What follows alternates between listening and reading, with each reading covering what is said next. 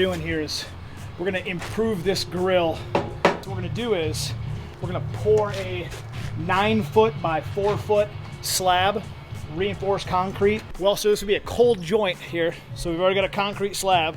Okay. We're gonna pour another concrete slab up against it and to stop them from one sinking down for the other, you dowel in and kind of create a stitch. Okay. Kind of bridge the gap so it won't drop off. Those rebar hold it in and stop them from like getting all wonky on us.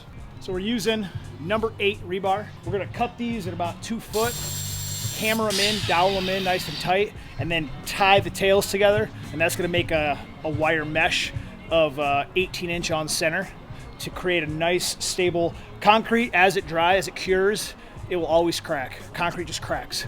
So the more you can add steel often enough, it'll minimize cracking into just little hairlines and not big cracks. You could also add control joints like this patio here has, but this is so small that we're not gonna need control joints. We're just gonna try to stop it from cracking and separating because we're doing a block grill. That's what we're doing here, is pouring this to build a grill on top out of CMU block. So we don't want it to crack because then we'll get cracks in our block grill, and that's no good. No one likes cracked grills.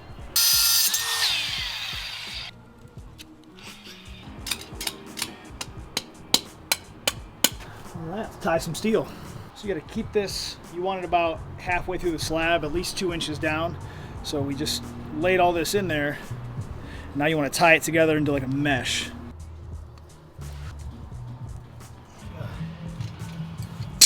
So when I was in high school, I got started in construction working for my dad, and all summer long, I'd do this. I'd be just like this, tie it, move down, tie it, move down, you bend over like that for like 10 hours a day. It was miserable, and I hated every second of it, and I don't know how people do it. I got the utmost respect for someone who's a career concrete jockey. My dad rides a desk now, so I got no respect for him. Pro tip number 1, pouring concrete. When you tie your steel down here, you don't want it, when you turn it, you want it to turn across the bar. You don't want to go the other way and go this way, because then if your bar turns, it gets loose like that. So you always want to have that top, when you're tying it, you pull it across so that it's perpendicular to your top bar, and you tighten it down, it gets real tight. If you go the other way, it's so much harder to get it tight.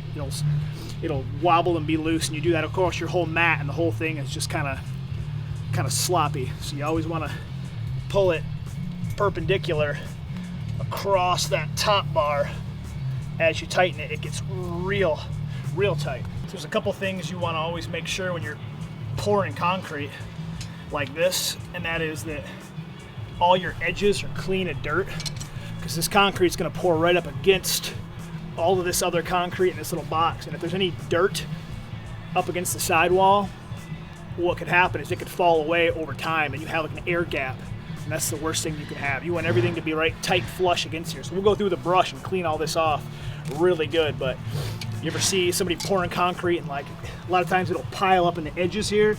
You get dirt that like falls in and it builds up, and then really you've got half an inch of concrete, and then it's a big gap beneath it, and this will chip off over time. So you want everything to be straight, square. You don't want to have angles and sloppiness, or else it's just going to fall apart over time.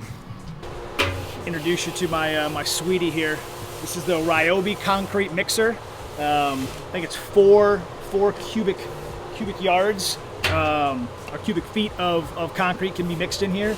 We're going to dump a bag in at 2.7 liters of water, which is the recommended on the Quikrete bags, for some 5,000 PSI concrete. Mix it up, dump it in a wheelbarrow, and take it right over there. It's not enough concrete to warrant paying a truck to come. There's usually a minimum of whatever the cubic yards is. We're like under a cubic yard, so we couldn't even get a truck if we wanted to. So we're going to be mixing it semi by hand, mostly with this big fella here, and it's going to be a long afternoon. Hopefully we're done before dark.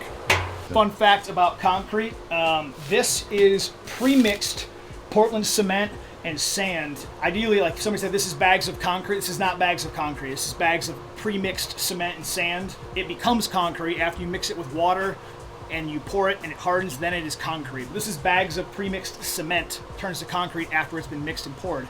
So don't let people tell you this is bags of concrete, just laugh at them, okay? Because you're better than that. Now you know this is cement and sand pre-mixed.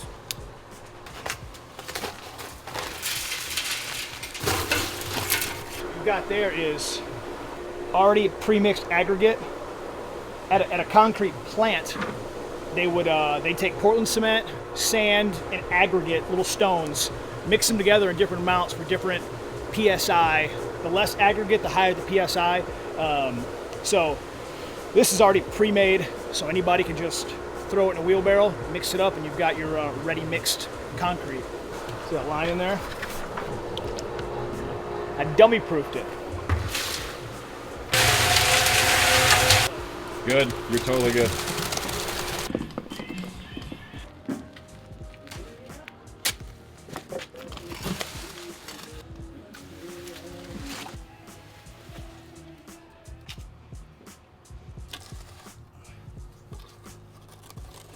We're screed now, so we've got a very important part of pouring concrete is drainage, because you can't fix it after you pour it, so you got to make sure that you have positive drainage away from the house. So we're gonna this patio slopes like that, so all the water runs out that way. So we matched this height, we laid a 6-foot level across, match these two heights, so we're making sure that we keep that line and mirror this patio. So we've got one steady drainage in case any water gets on the countertop, gets inside here. It's all gonna run that way, and we're gonna put 2 weep holes in the countertop at that end. So if water gets inside, it'll drain out that way with positive drainage. You gotta make sure that you don't have any low spots in the middle, because the water will pool up in there. You'll have standing water.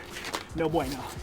Another important part of doing this is just get knee pads sewn into your pants, but also you set your perimeter boards, you set your batter boards, the top of them at the finished height, so you can then set your 2x4 on top, and you can run your screed right down it just like that. So it's sitting, I cut this 2x4 so it sits on the edge and on that 2x4. And when I screed this way, I'm taking off all the excess, and it's leaving me with that perfect level, the same as this height right here. We run all this down right to the edge. A little too much.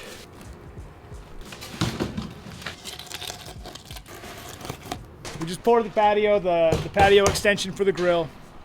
It's real soupy. It's gonna set up and start curing and kind of thicken up.